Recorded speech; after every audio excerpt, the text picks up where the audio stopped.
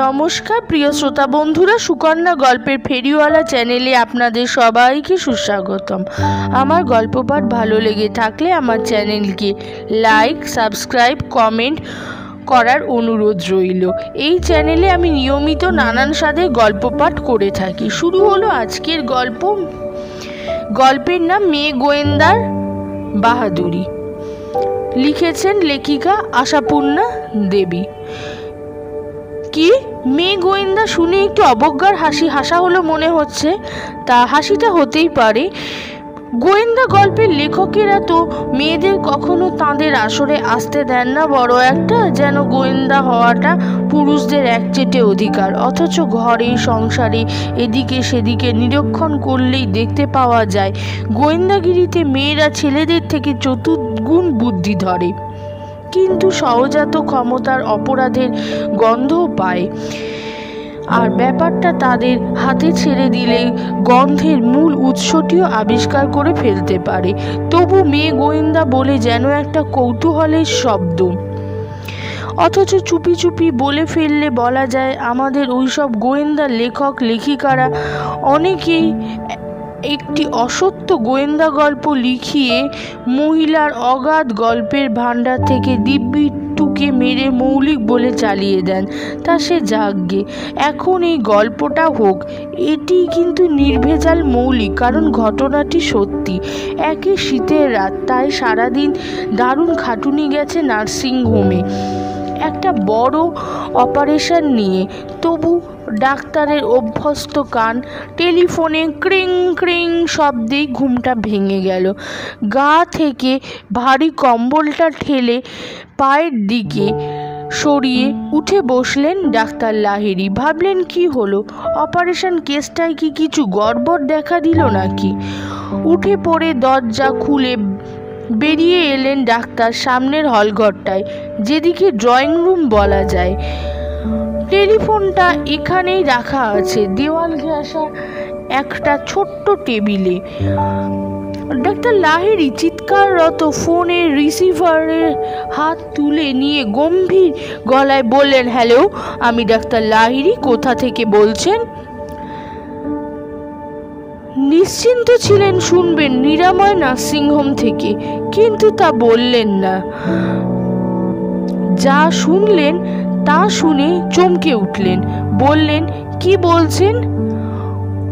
New Baruipur Adarsha Upanagari, flat number 22, doctor Avik Lahiri. হ্যাঁ, এগুলো তো ঠিক হচ্ছে, কিন্তু মেসেজটা কে দিচ্ছে? নাম বলছে কিছু? কি বললেন? কাজল? হ্যাঁ, এটা তো আমার বাড়ির মেয়েটার নাম। কিন্তু সে কেন? সে কি করে? না না, অসম্ভব। নিশ্চয়ই কোনো বাজে লোক এইগুলো জেনে নিয়ে আমাকে অথবা পুলিশকে হ্যারাস করছে। আচ্ছা দেখছি, কাইন্ডলি 2 সেকেন্ড ধরুন তো। রিসিভারের মুখে চাপা দিলেন, আর উত্তেজিত ডাক্তার লাহিড়ী হঠাৎ হাতের উপর কিসের যেন একটা স্পর্শ পেলেন। মানুষের নয়, এক টুকরো কাগজের। কাগজের টুকরোটা যেন পিছন থেকে খসে পড়ল। তাকিয়ে দেখলেন তাতে গোটা গোটা অক্ষরে লেখা, ভীষণ কাণ্ড, 23 নম্বর ফ্ল্যাটে বোধহয় মার্ডার হচ্ছে, পুলিশকে আসতে বলুন, জানলা দিয়ে দেখুন। দেখলেন কাজল পিছন থেকে সামনে সরে আসছে। কিন্তু জানলাটা দিয়ে কোথায় কি দেখবেন? কোন জানলা দিয়ে? টেলিফোন ধরা অবস্থায় ঘাড় ফিরিয়ে দেখার চেষ্টা করে তেমন কিছু দেখতে না পেয়ে ডাক্তার লাহিড়ী সামনে সরে আসা কাজলের মুখের চেহারাটা দেখতে পেলেন। ভয়ার্ত, উত্তেজিত, শরীরটাও যেন কাঁপছে। কে জানে কাঁপুনিটা ভয় না শীতে? শীতেই বা কেন? বন্ধ ঘর, গায়ে চাদর। কাজল যেন ডাক্তার লাহিড়ীর ফোন ধরা আঙুলটার উপর এক টুকরো আঙুল ঠেকিয়ে এমন একটা ইশারা করলো যার মানে হতে পারে পুলিশকে দ্রুত আসতে বলুন, ভীষণ অবস্থা। ওহ, আঙুলের ডগাটা কি ঠান্ডা, যেন এক টুকরো বরফ। ডাক্তার লাহিড়ী 1 সেকেন্ড দাঁড়ালেন। কাজেই ডাক্তার 2 সেকেন্ড পরেই বলে উঠলেন, সরি, ও ইয়েস, ব্যাপারটা সত্যি, পাশের ফ্ল্যাটে একটা ভয়ঙ্কর ঘটনা ঘটেছে, দয়া করে যত তাড়াতাড়ি সম্ভব চলে আসুন।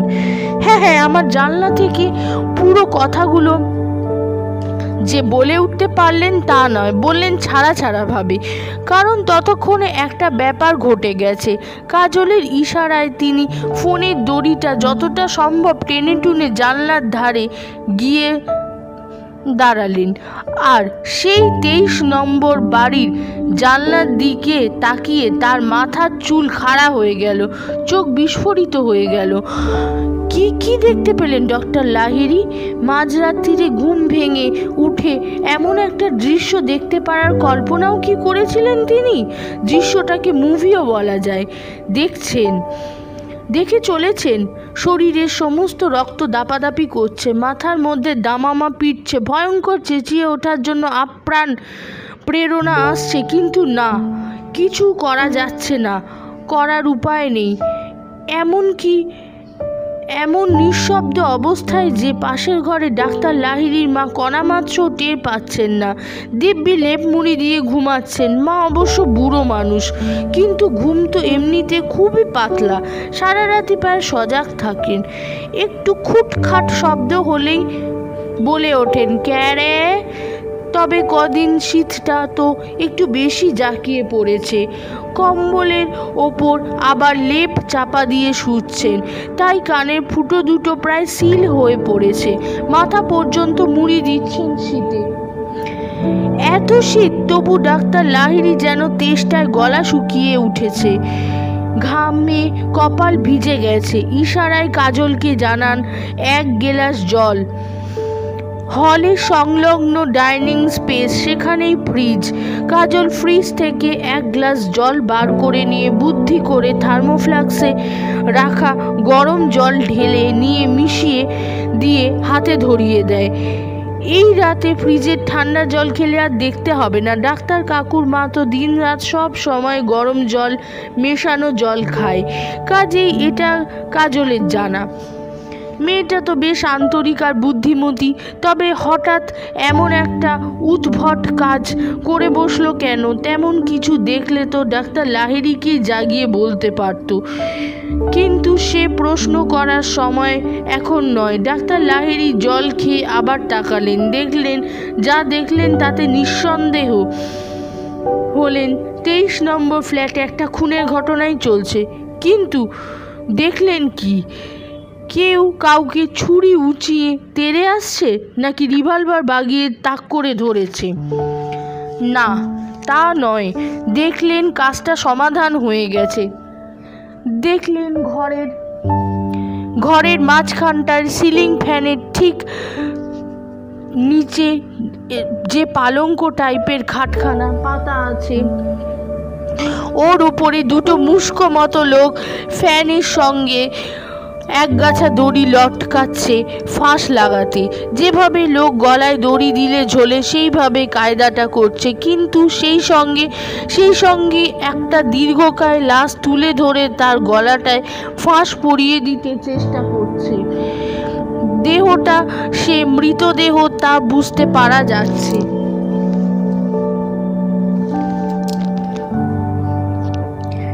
এ দেহটা আর কারো নয়, 23 নম্বর ফ্ল্যাটের মালিক জগদীশ বাবুর।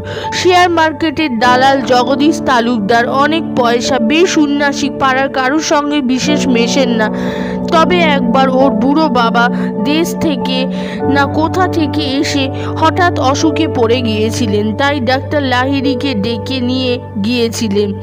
তবে যে ঘরটায় রোগী দেখেছিলেন ডাক্তার লাহিড়ী, এটা সেটা নয়, অন্য একটা ঘর। ওই মুস্কুর লোক দুটো যেভাবে খাটের উপর দাঁড়িয়ে কাজ চালাবার চেষ্টা করে চলেছে, তাতে মনে হচ্ছে খাটখানা ভেঙে না পড়ে। কিন্তু এসব কি? ওরা ঘরে আলো জেলে করেছে, তাই এত স্পষ্ট দেখাচ্ছে? না, আলো জেলে নয়, তবে আরও একটা লোক ঢিংঢিঙে মতো মাটিতে দাঁড়িয়ে ক্ষণে ক্ষণে টর্চের বোতাম টিপে যাচ্ছে। তবে সুবিধা এই যে জানলায় পর্দা নেই এবং জানলাটা পুরো কাঁচের। ডাক্তার লাহিড়িরও তাই। তবে ওর বাড়িতে সব ঘরে মোটা মোটা কাপড়ের ভারী পর্দা, বিশেষ করে শীতকালে। এখন তার ফাঁক দিয়েই দেখছেন। তাছাড়া ওই দৃশ্যের দর্শক হওয়া মাত্রই তো নিজের ঘরের আলো নিভিয়ে দিয়েছিলেন। শোয়ার ঘরে একটা ছোট্ট মৃদু আলো নীল রঙের জ্বলছিল, সেটা পর্যন্ত। কাজল খুব মৃদু গলায় বলল, ঠাকুমা, ঘুম ভেঙে গেলে কিন্তু মুশকিল। তবে এ ঘরে এসে দেখতে পারলে আরও সুবিধে হতো। এ ঘর মানে সেই ডাইনিং স্পেসটা যেখানে ফ্রিজ আছে। এ ঘর থেকে ডাক্তার লাহিড়ির মায়ের ঘরে ঢুকে যেতে পারার মতো একটা দরজা আছে। দরজাটা খোলা থাকে। বৃদ্ধা মহিলার যদি কিছু দরকার হয় তাহলে ডাকলে সাড়া পাবে। এখনই কাজলের প্রধান কাজই ওই বুড়ির দেখভাল করা। কাজল যাকে বলে রীতিমতো বুদ্ধিমতী। সে ঠাকুমাকে সকালে খবরের কাগজ পড়ে শোনায়, আর দুপুরে ঘুম না এলে গল্পের বই পত্র পত্রিকা পড়ে শোনায়। মহিলার পড়ার নেশাটি চিরকালই দারুণ, কিন্তু এখন দৃষ্টিশক্তি ক্ষীণ হয়ে যাওয়ায় মুশকিলে পড়েছিলেন। খবরের কাগজই হোক বা গল্পের বইটইয়ের স্বাদ না পেলে যেন হাঁসফাঁস করেন, তা সে যেমন বই হোক। এদিকে কাজলেরও নাকি অল্প বিদ্যে গল্পের বইয়ের নেশা, বিশেষ করে ভূতের বা ডিটেকটিভ বইয়ে। কাজেই সোনায় সোহাগা, রতনে রতন চিনেছে। মা কাজল বলতে অজ্ঞান। সন্ধেকালে অবশ্য তিনি ভূতের গল্প শোনা পছন্দ করেন না, তা সন্ধে কাটাতে তো টিভি আছে। তবে শীতকালটায় বুড়ি একটু বেশি কাবু হয়, যদিও ঘর গরম রাখার ব্যবস্থা সবই আছে। ওই মাটি ছাড়া ডাক্তার লাহিড়ির তো সংসারে আর কেউ নেই, মায়ের জন্যই সব ব্যবস্থা। কাজলের উপর ডাক্তার লাহিড়িও বেশ সন্তুষ্ট। তবু আজকে ওর এই মাঝরাত্রিরে থানায় খবর দেওয়াটা খুব একটা পছন্দ হয়নি ডাক্তার লাহিড়ি। ভাবছেন ও বাড়িতে যে একটা কাণ্ড ঘটেছে সেটা ও কি করে জানলো? ও কি রাত জেগে জানলায় চোখ ফেলে বসেছিল? যদি তাই হয়, সেটা কেন জেগে বসেছিল সেটা তো নিশ্চিত। তাহলেও এ ঘর থেকে ভালো দেখা যাবে। তবে মার না ঘুম ভেঙে যায় বলায় ডাক্তার লাহিড়ি খুব নিঃশব্দে এ ঘরে চলে এলেন।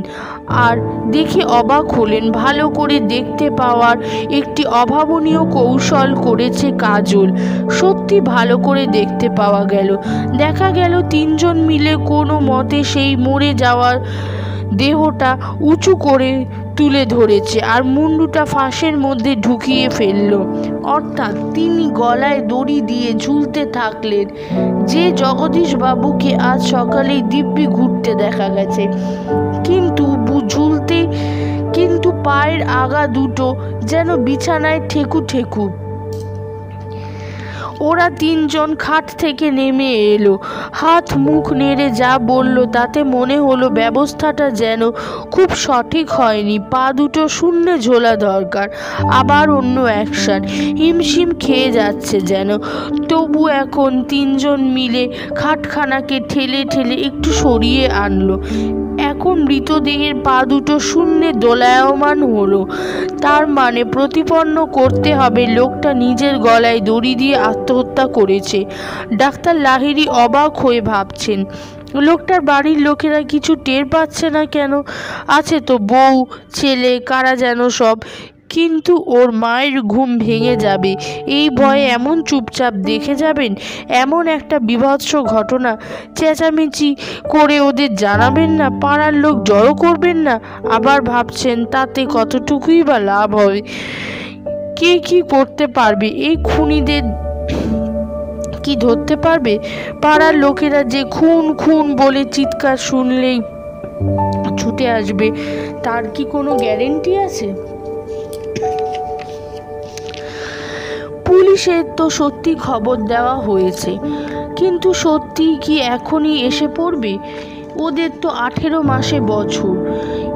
এই যাচ্ছি বলে হয়তো কালকে সকালে ব্রেকফাস্ট সেরে তবে আসবে, কিন্তু না, সব সময় ওদের দোষ দেওয়াটা ঠিক নয়। কখনো ওদের ঠিক 12 মাসেই বছর হয়।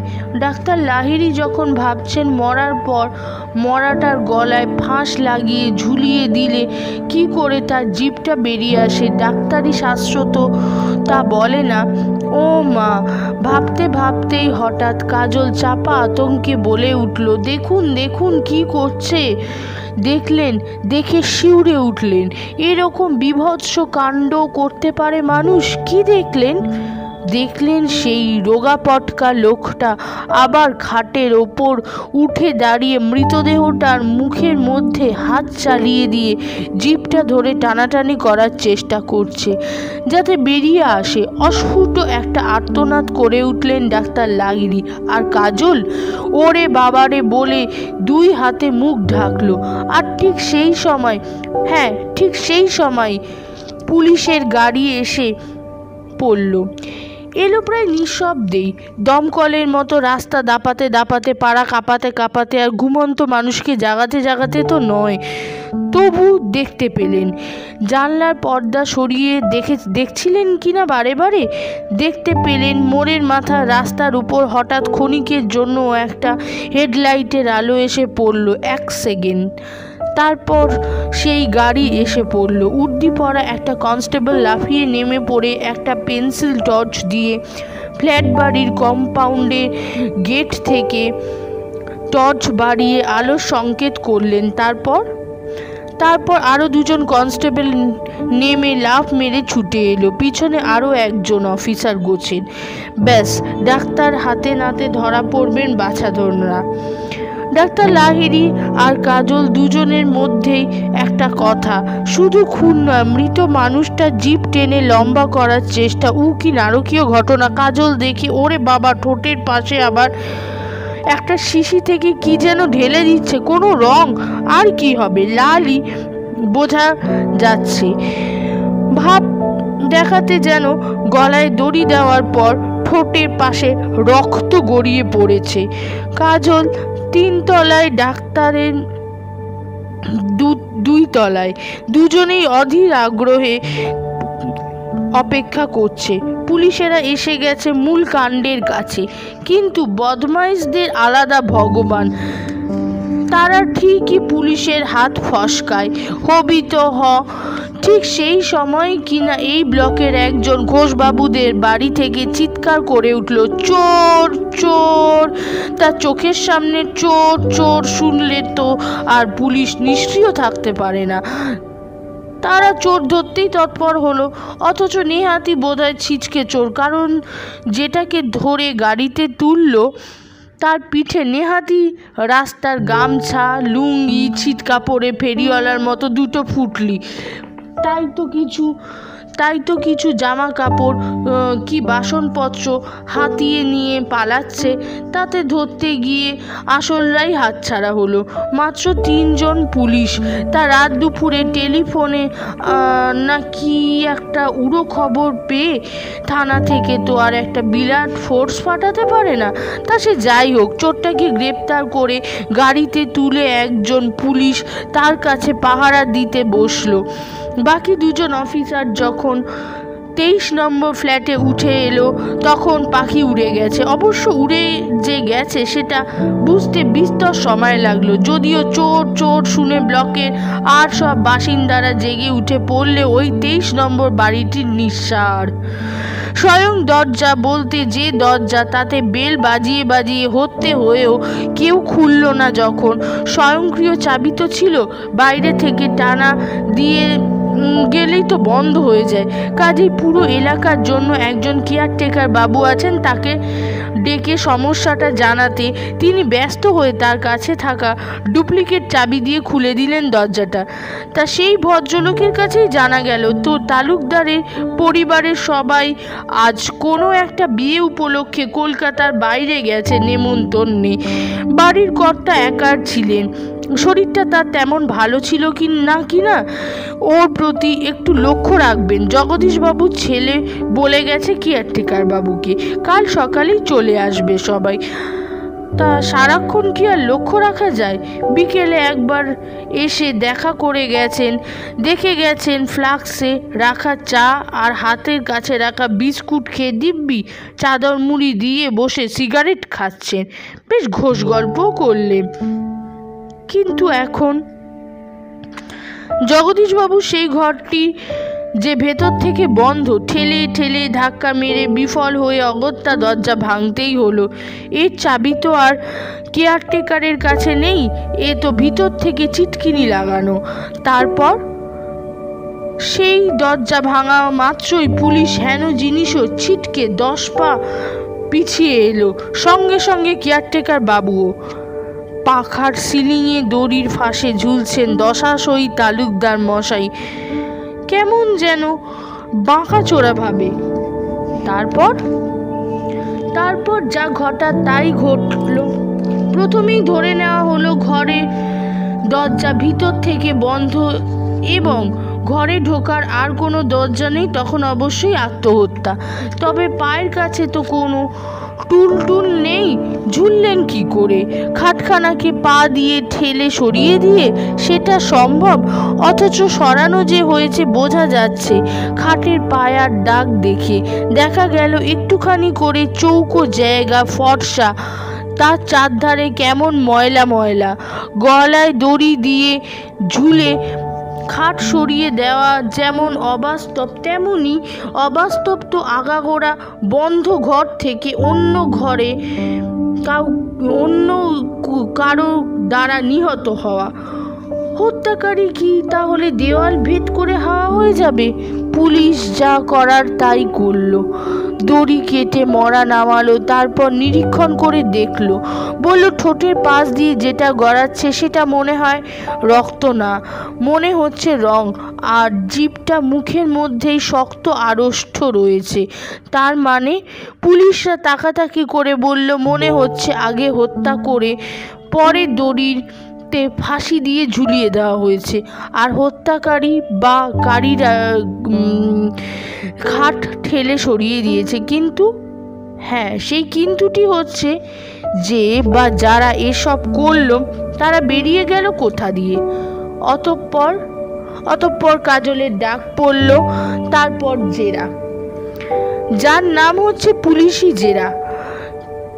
কি দেখে সে বুঝতে পেরেছিল 23 নম্বরের ফ্ল্যাটে একটা কিছু ঘটনা ঘটতে যাচ্ছে, যা দেখে সে থানায় ফোন করার মতো দুঃসাহসী কাজখানা করে বসলো। ডাক্তারবাবুকেই বা জানায়নি কেন? কোনখান থেকেই বা দেখতে পেয়েছিল? মাঝ রাত্রিরে জেগে পাশের ফ্ল্যাটের দিকে নজর ফেলতে গিয়েছিলই বা কেন, তাও শীতকালে লেপ কম্বল ছেড়ে উঠে? পুলিশের কাজই তো সন্দেহ করা, কাজেই তাদের সন্দেহ ওই খুনিদের সঙ্গে নিশ্চয়ই যোগসাজশ রয়েছে কাজলের। তবে হয়তো টাকা পয়সার বকরা ঘটিত কোনো ঝগড়াঝাটি হয়ে যাওয়ায় প্রতিহিংসার বশে দলের লোককে ধরিয়ে দেওয়ার মতলবে। মনে হচ্ছিল কাজল বেচারি বোধহয় ভয়ানকভাবে ভয় খেয়ে প্রকৃত তত্ত্ব কবুল করে বসবে, আর পুলিশ সাহেবেরা নিজেদের ক্যাপাসিটি দেখিয়ে আহ্লাদে ভাসবেন। তবে পাখি হাতছাড়া হয়ে গেছে এই যা, তা কাজল নামের ওই বছর 20-22-এর মেয়েটা প্রকৃত তথ্যই বলে গেল বটে, তবে ভয় খেয়ে নয়, নির্ভীকভাবে। পুলিশের প্রশ্ন, কি দেখে সে বুঝতে পেরেছিল যে কোনো একটা ভয়াবহ ঘটনা ঘটতে যাচ্ছে? উত্তরে, কি দেখে আবার? যদি দেখা যায় একটা মানুষ বিছানায় চিৎপাত হয়ে শুয়ে আছে, আর দুটো মুষ্কো লোক তার খাটের ধারে দাঁড়িয়ে কিছু বলা বলি করতে করতে হঠাৎ একজন লাফিয়ে খাটের উপর চড়ে বসে 2 হাত দিয়ে তার গলা টিপে ধরল, তাহলে কি ভাবতে হবে একটা মজাদার ঘটনা ঘটছে? কেন কাকুকে জানাতে যায়নি? কাজলের উত্তর, এই ভেবে আজ সারা দিন উনি খুব খেটে সবে ফিরে সামান্য কিছু খেয়ে ঘুমিয়েছেন, তাই মমতার বশবর্তী হয়ে দুঃসম্পর্ক হলেই বা মায়া মমতা থাকবে না? নিজের মা বাবা দাদু হলে এই মায়াটা আসতো না? আর তাছাড়া ওই ঠাকুমাটি ঘুম ভাঙার ভয়, উনি জেগে উঠলে এমন চেঁচামেচি আর ডাকাডাকি করবেন, অপরাধীরা টের পেয়ে সাবধান হয়ে যেত। কোনখান থেকে সে দেখেছে যে ঘরে শোয়ে সে সেই ঘরের জানলা দিয়ে, তবে সরাসরি সম্ভব হতো না, নিজস্ব কৌশলেই সেটা সম্ভব হয়েছে। কৌশলটি কি? পুলিশ সাহেবরা দেখলেন এসে তারা জানলার দুখানা ছোট মাপের আরশি এমনভাবে তেরছা করে ফিট করে রেখেছে যে ওদের ঘরের মধ্যে যা কিছু আছে, যা কিছু ঘটে সব কিছু দেখা যায়।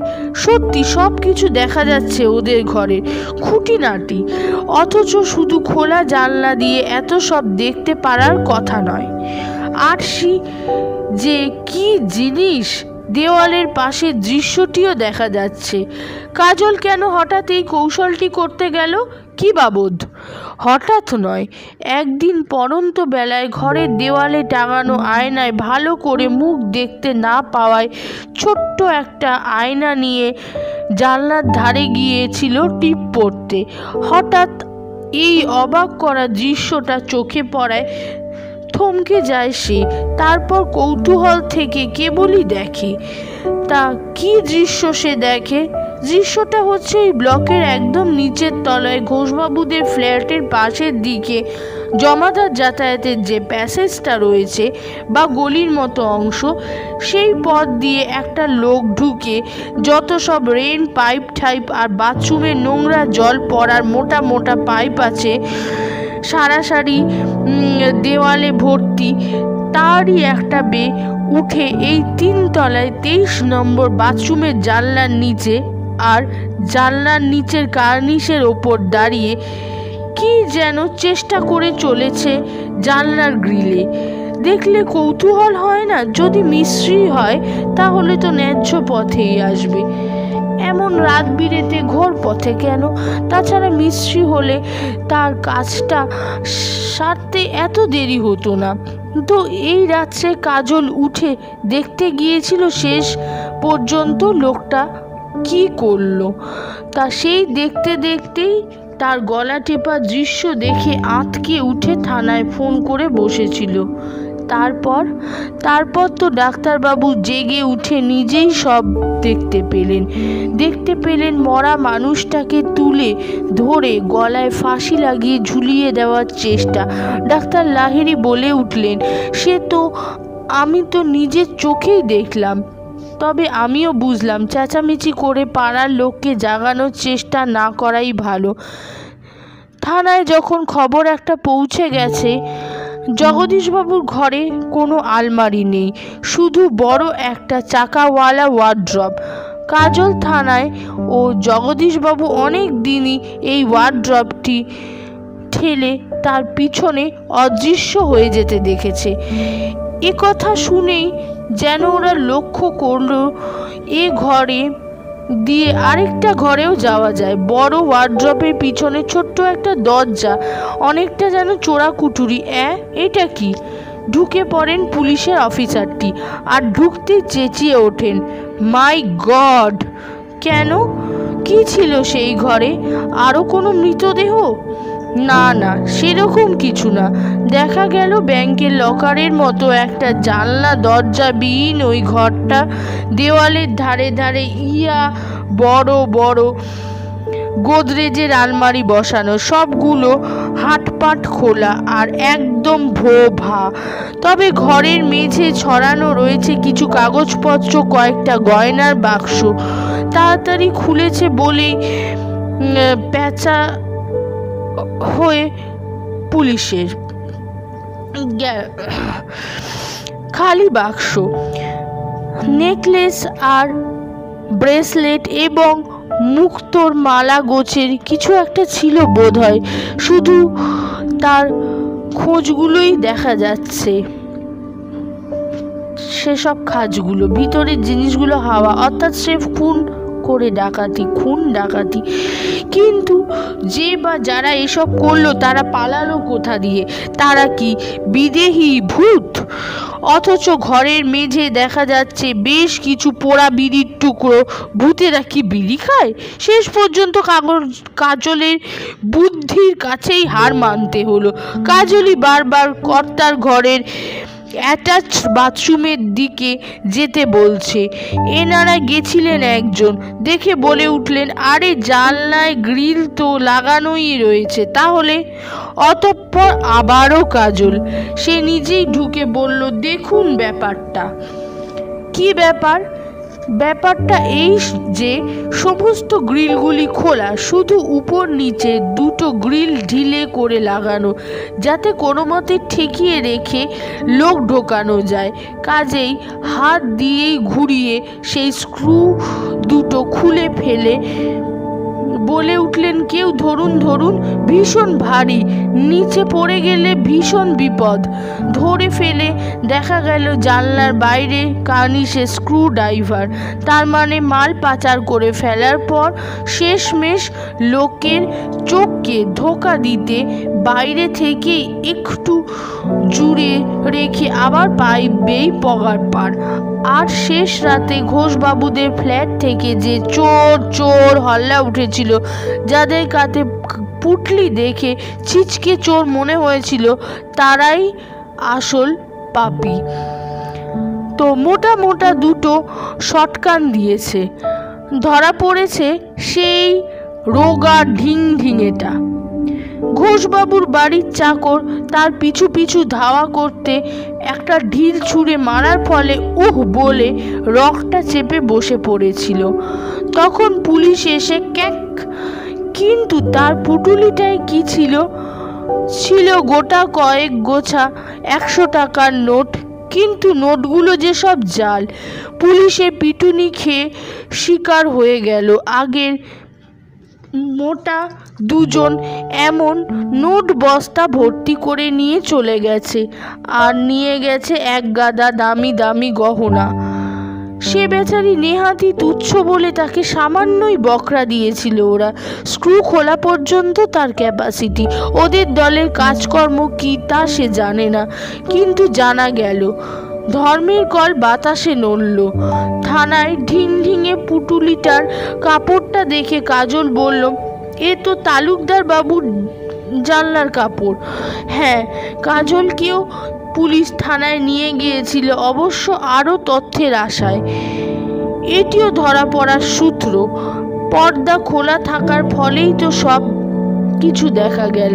আর ঢিংঢিঙেদের সঙ্গে খুনিদের যোগাযোগ আর আটকে রাখা কাগজপত্র থেকে জানা গেল জালি নোটের কারবারি করতেন তালুকদার বাবু।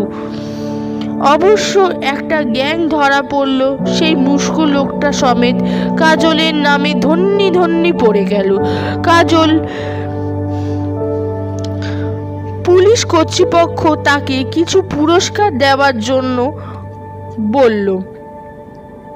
কাজল বলল, অন্য কোনো পুরস্কার চাই না স্যার, শুধু আপনারা একটু স্বীকার করেন মেয়েরাও গোয়েন্দা হতে পারে। আজ পর্যন্ত তো একটা গোয়েন্দা গল্প পড়তে পাইনি যার গোয়েন্দাটি মেয়ে।